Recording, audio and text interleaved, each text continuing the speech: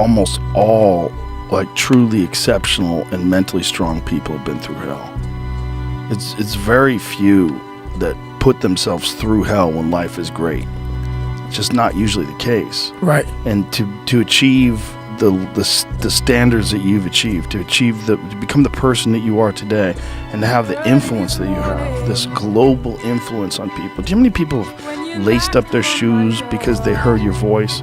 How many people have just moved into action and changed their life because they've heard you talk or seen you talk? There's a thing that happened, and it happened out of hell. And I don't think it ever happens without that. It's like you had to go through that in order to empower all these other people.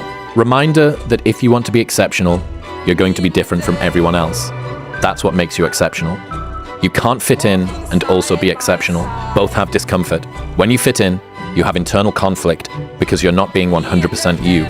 When you're exceptional, you have external conflict because everyone sees you as different. Pick one. When your friends start to say, "You've changed," remember, it's because they don't know how to say, "You've grown." The hard people to explain are the people who are hyperachievers. You know, the ones who are way out on the Pareto distribution. And there aren't very many of them, and they're usually men. You know, so if you look at the median number of publications, for example, that a female academic makes and a male academic, they're pretty much the same. But the mean for men is higher, and that's all driven by a small subset of men who are way the hell out in the Pareto distribution.